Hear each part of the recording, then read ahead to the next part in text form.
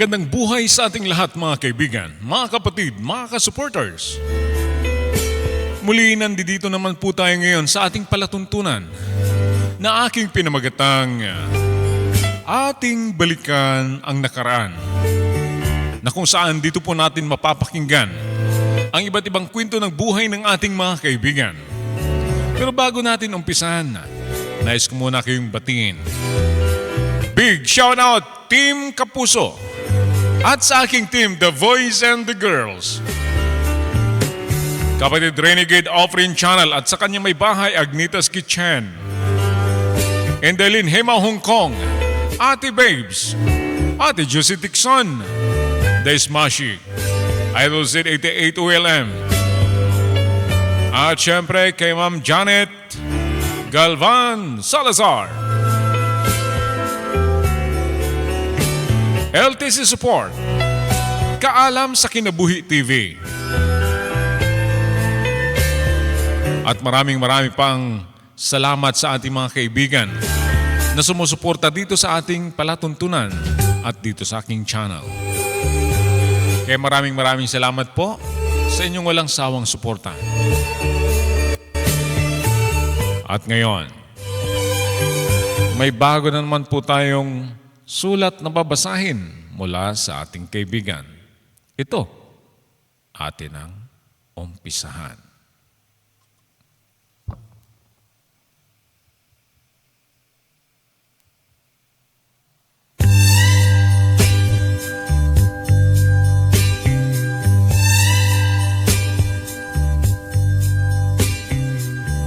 Dear Kuya Kalbo,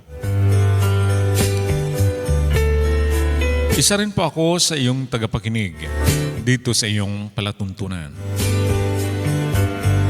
Kaya naisipan ko pong magsulat at mag-share ng aking kwento ng buhay.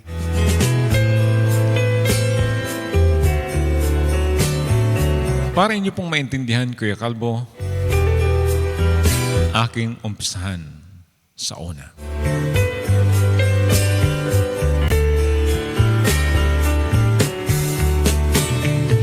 Katapos ko mag-graduate ng kolehiyo, nag-apply agad ako ng trabaho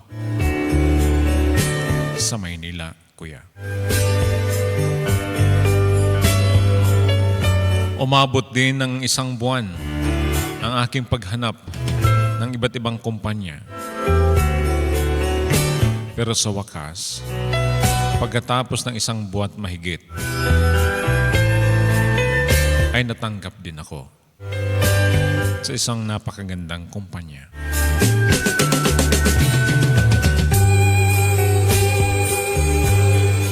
At doon nangupahan ako sa isang apartel.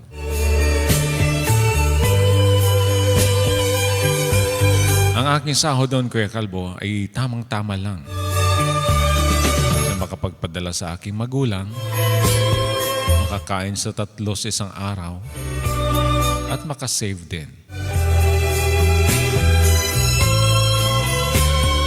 Masaya ako sa trabaho, Kuya.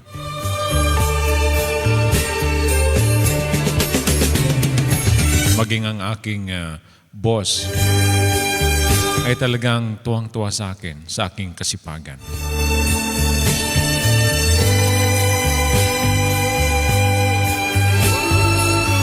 Isang araw, paglabas ko ng aking kwarto, may nakita akong paparating na babae na talagang sa tingin ko sa kanya ay talagang may kaya, Kuya Kalbo.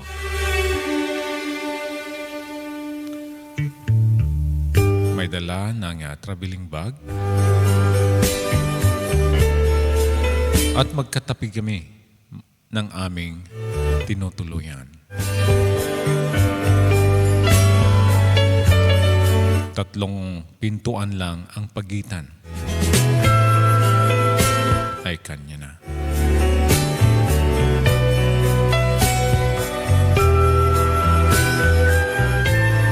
Pagkasunod araw, nagkita ulit kami. Siyempre, nakangiti ako sa kanya. At nakangiti naman din siya sa akin, kuya.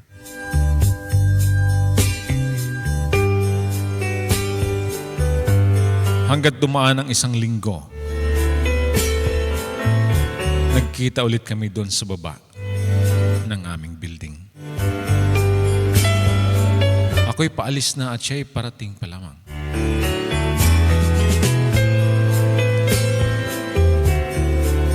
Ganon pa rin. Nag-hi ako sa kanya. Nag-response naman din siya, Kuya Calvo. Pero hindi pa kami nag-uusap.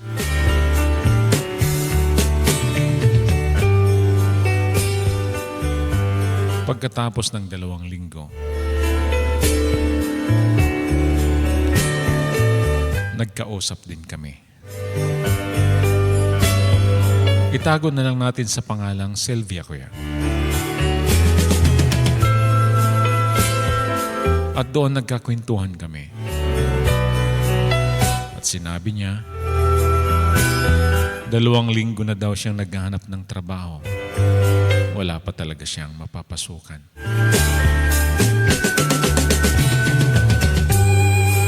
At doon ko nalaman na nag-a-apply din pala siya ng trabaho. Kaya inalok ko siya na mag-apply sa aming kumpanya.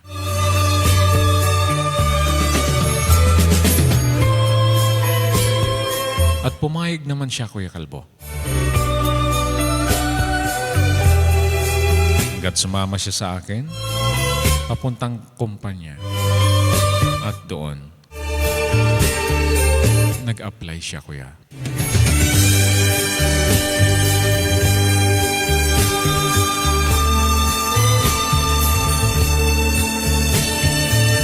Nakalipas ang ilang oras,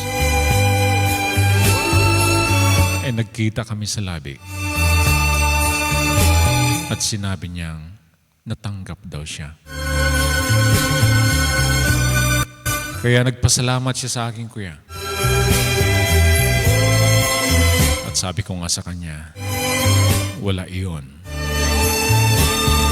Dahil ang gusto ko lang naman ay makatulong sa kanya.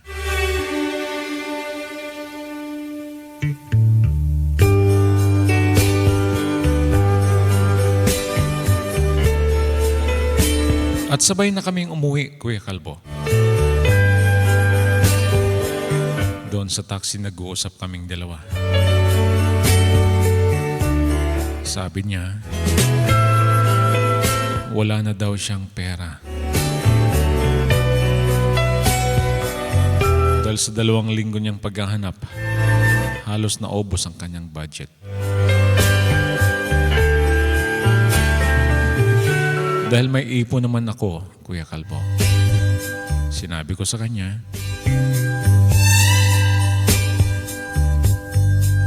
na mapapahiram ko siya kung gusto niya.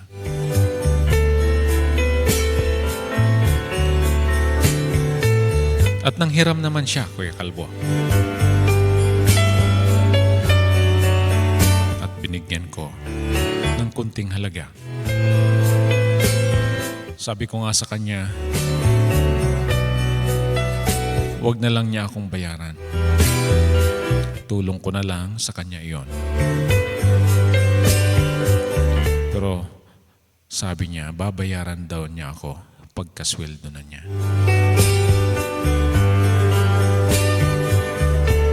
At doon niya akong mamili daw kami para mayroon daw siyang kasama. At sinamahan ko naman siya, Kuya Calvo.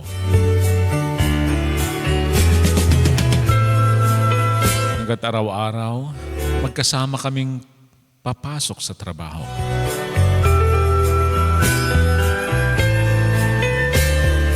Maganda si Sylvia, kuya. Sexy. At mabait din. Kaya walang lalaking hindi magkakagusto sa kanya. Pero ako, lihim ko lang iyon. Hindi ako nagpapakita ng motibo na may gusto ako sa kanya.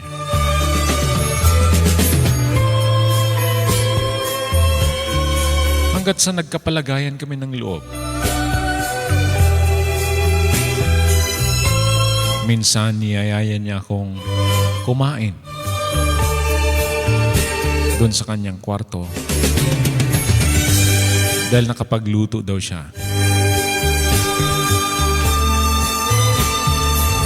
Kaya hindi naman ako tumanggi, kuya.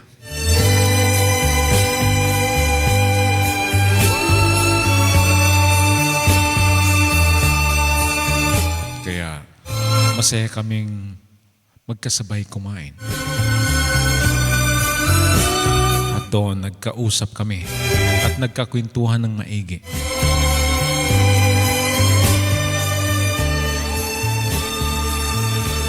Hanggat isang araw, niligawan ko na siya, Kuya Kalbo.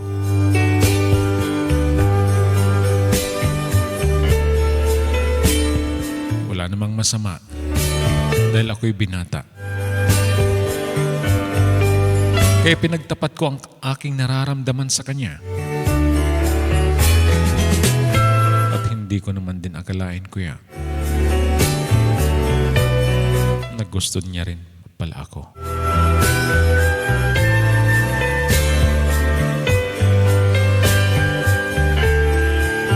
Kaya masaya ako, kuya, na sinagot ako ni Sylvia. Kaya mas lalo akong porsigido sa aking trabaho. Kaya doon, nag-umpisa kami mag-date. Manood ng sine, kumain sa labas.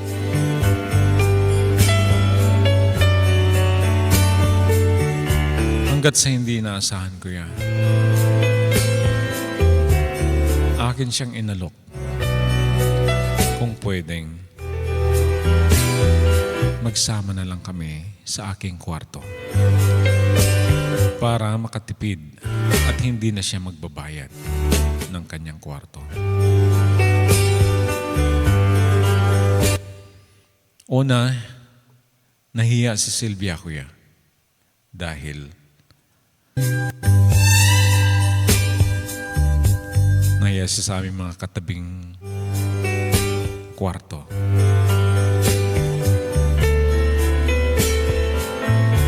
Pero sabi ko, huwag na siyang mahiya. At alam naman ng mga kasama namin doon na nanligaw ko sa kanya.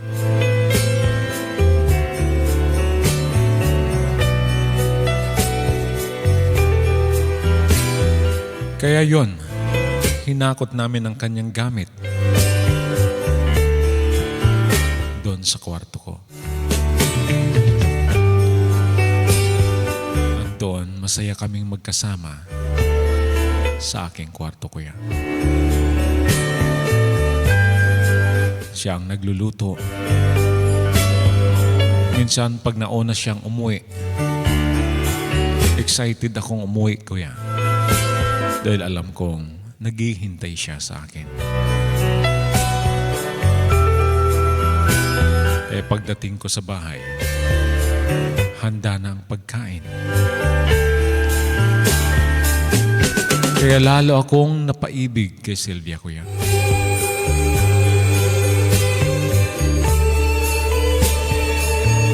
Hanggat sa napag-usapan namin, sabi ko sa kanya, mag-iipon lang ako. At pagkatapos, magpapakasal kami.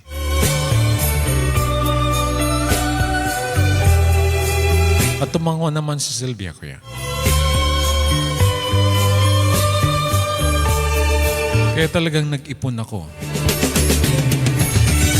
para sa aming plano na magpakasal.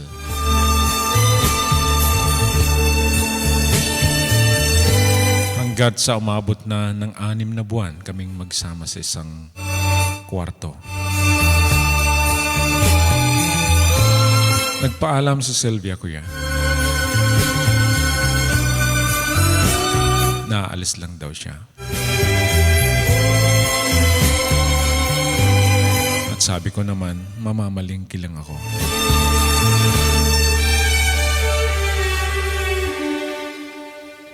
Pero laking gulat ko, kuya. Umabot na lang ng 9:00 ng gabi. Wala pa si Sylvia sa bahay.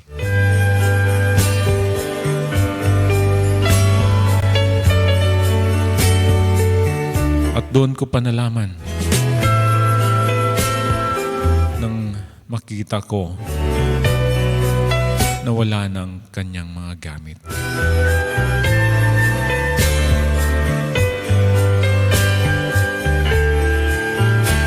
Naguluhan ako sa gabing iyon, kuya. Hindi ko alam. Hindi siya nagpaalam. Hindi siya nag-text. Kaya blind ako sa lahat.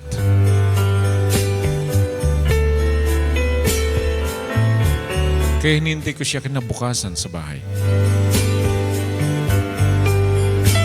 Pero hindi na talaga siya dumating, kuya.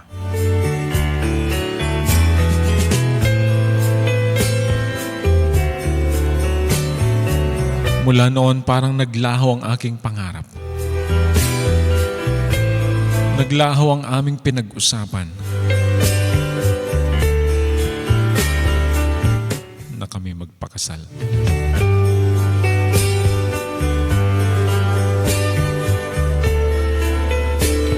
Sa sobrang pagmamahal ko sa kanya, kuya, may minsan na nakaupo lang ako, pero hindi ko akalain na tumutulo na pala ang luha sa aking mga mata. Parang nawalan ako ng pag-asa nang iniwan ako ni Sylvia, kuya.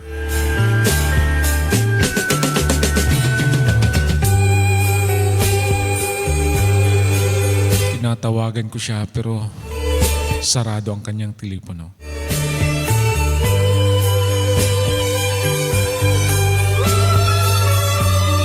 Tinitingnan ko ang social media, ang kanyang FB. Pero wala, kuya.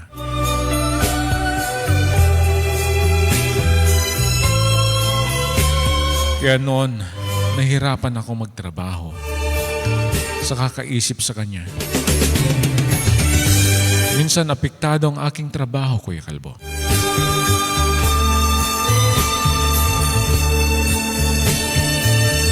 Madalas na akong napapagalitan ng aking boss dahil marami ng mali sa aking mga ginagawa.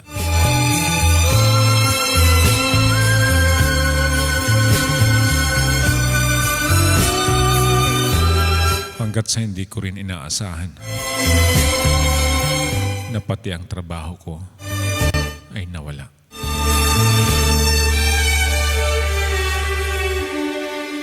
Tinanggal ako ng aking boss dahil daw wala na ako sa focus sa aking trabaho. Marami na akong pagkakamaling nagawa.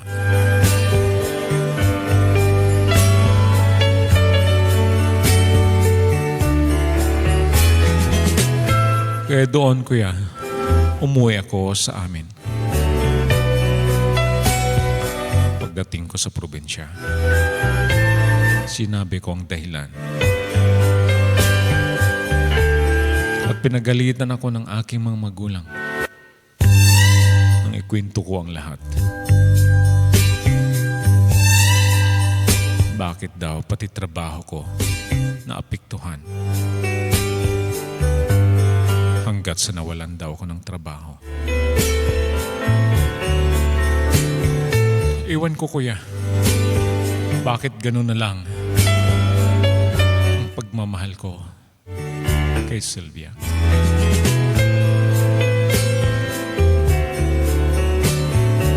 Kaya doon nag-umpisa ako sa aking bisyo, kuya.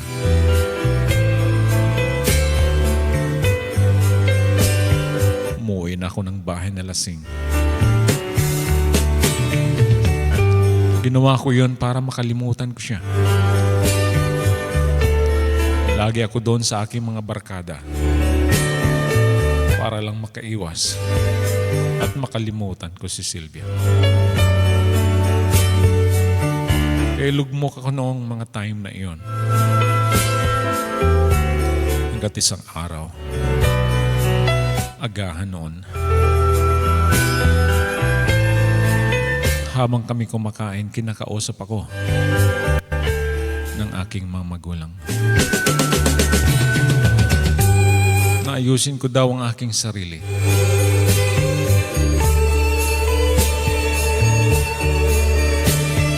Sabi nga ng mama ko, ako lang din daw ang nagsasuffer sa aking pinaggagawa.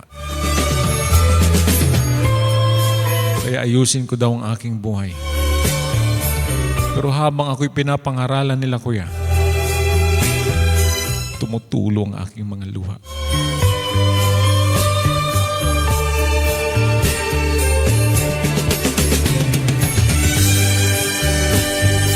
Nakikita kong aking papa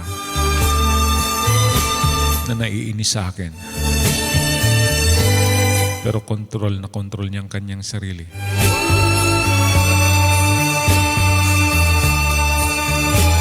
Kaya mula noon, kuya, nagkulong ako sa aking kwarto.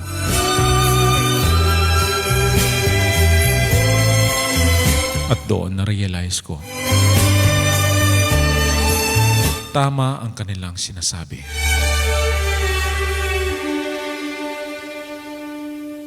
Kaya kinausap ko sila ulit na babalik ulit ako ng Maynila para maghanap ng trabaho at aayusin ko na ang aking buhay.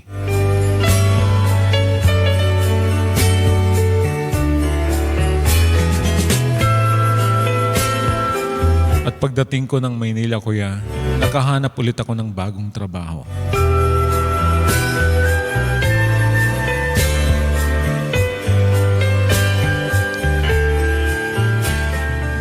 Para malibang ang aking sarili. Namasyal ako mag-isa.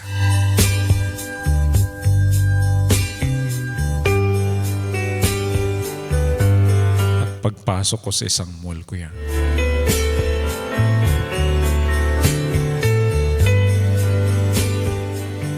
hindi ko akalain na makikita ko si Sylvia.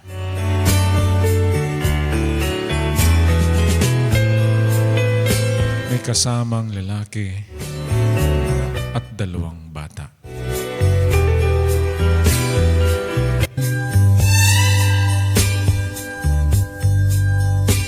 Laking gulat ko, kuya. Ang akala ko'y namalikmata lamang ako.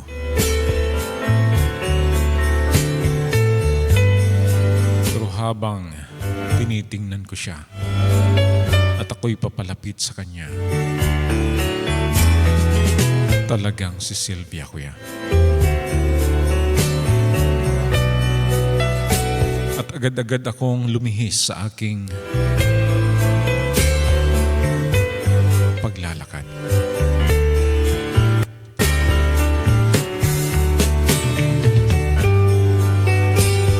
Dahil ang kasama niyang lalaki ay naka-Amerikana. Makita mo sa kanila, kuya, na mayroon talaga silang pera.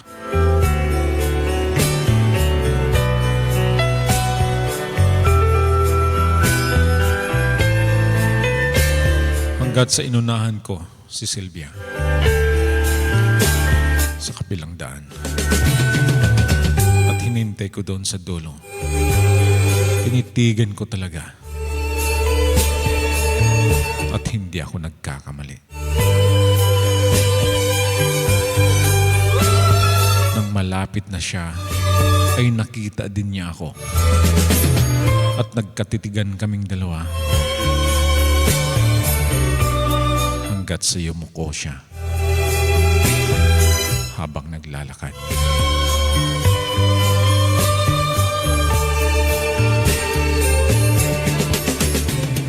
Grabe, kuya, ang aking naramdaman.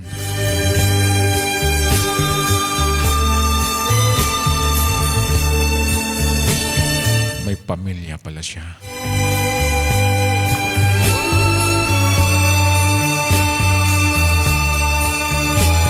Hindi man lang siya nagsabi sa akin na may mga anak pala siya.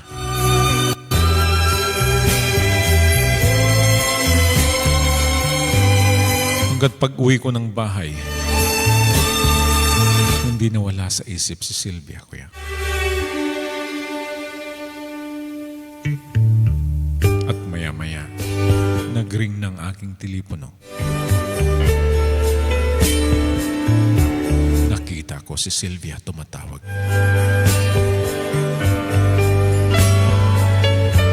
At nung sinagot ko iyon,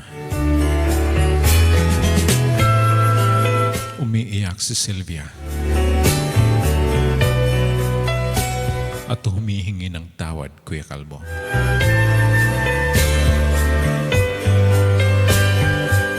Kaya daw siya umalis ng walang paalam dahil nakita niya na nahulog na ang loob ko sa kanya. At doon niya inamin, Kuya Kalbo,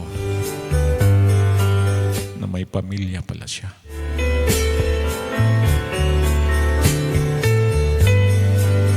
Noong mga time na nagkita daw kami,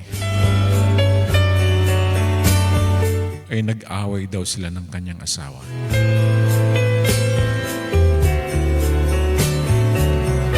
At malaki ang kanilang pag-aaway.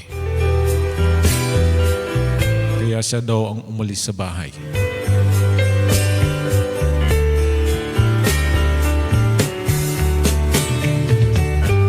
Kaya nung makita niyang mahal na mahal ko siya,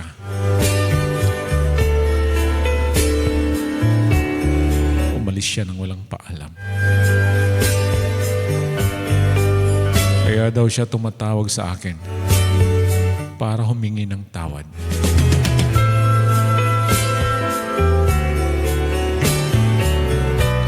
At kung maaari daw, gusto raw niya akong makausap ng personal at magkita daw kami sa isang mall.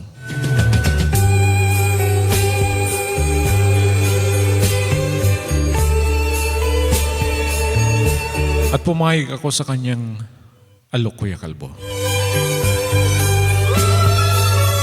para malaman ko kung ano ba talaga ang pagkatao niya.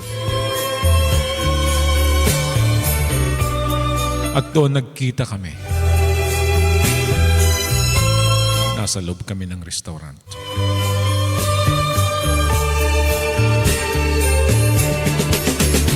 At doon, sinabi niyang lahat. Na may asawa siya, isang businessman, at may 2 silang anak. At kung ano daw ang aking nakita doon sa mall, yun daw ang kanyang pamilya.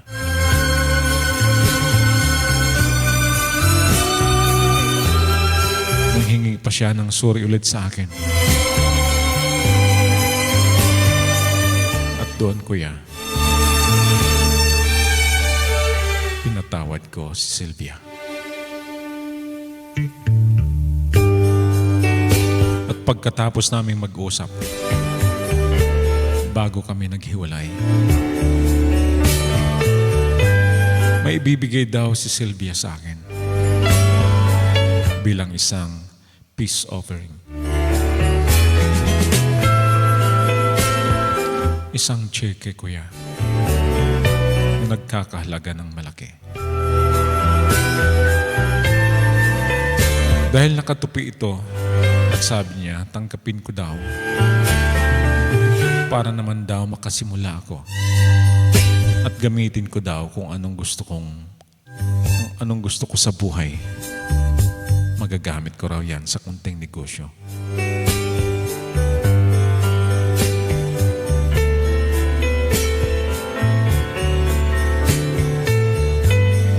Ayaw ko sanang tanggapin ko yan.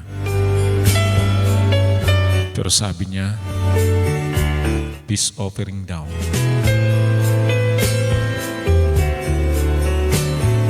Kaya tinanggap ko na. At yun ang huli naming pag-uusap, kuya, ni Sylvia. At magkahiwa-hiwalay na kami.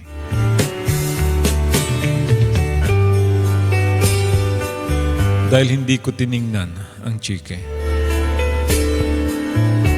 Pagdating ko ng bahay, doon ko palang tiningnan. Malaking halaga, kuya, ang kanyang ibinigay sa akin.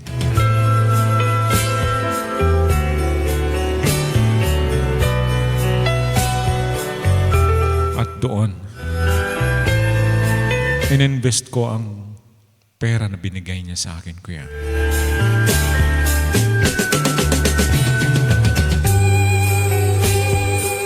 Kaya ngayon, meron na akong sariling negosyo. Maliit man ito, pero nakakaraos sa araw-araw. At maganda ang kita, kuya.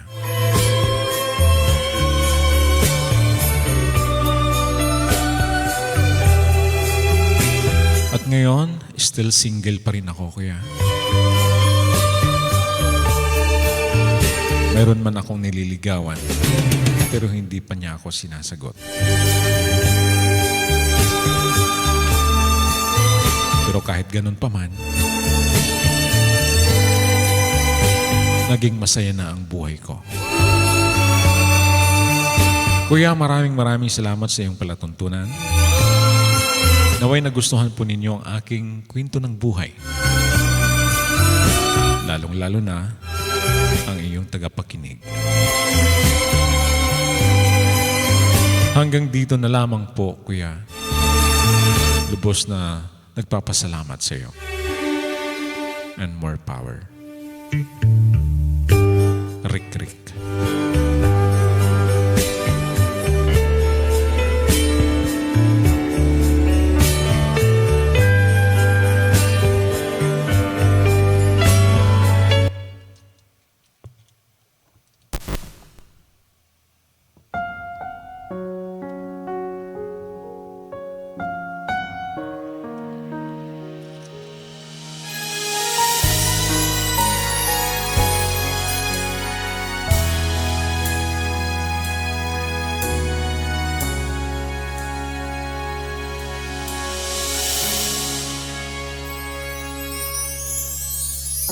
Sir Rick, maraming salamat sa napakagandang kwento na iyong ibinigay at i-share sa aking palatuntunan.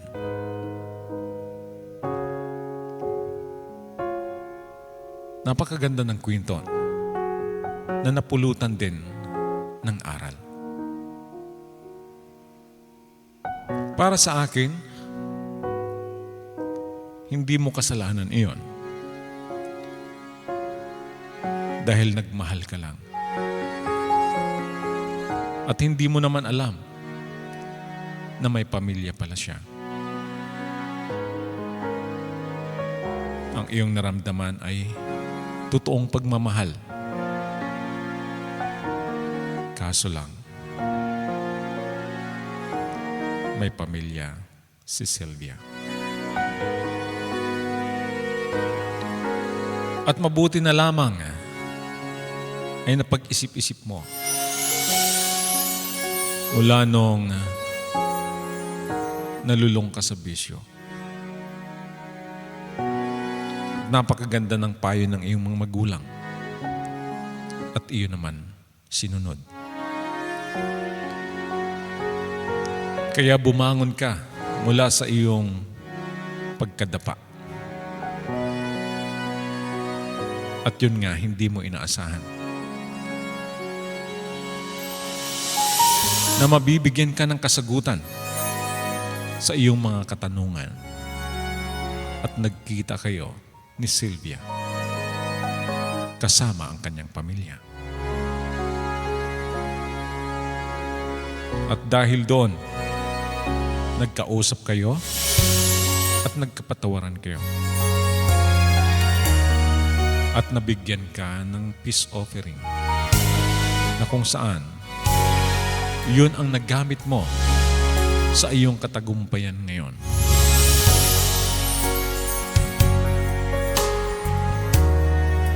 Naway magtuloy-tuloy ang biyaya na iyong naumpisahan at para pagdating ng araw, ikaw ay may pamilya na.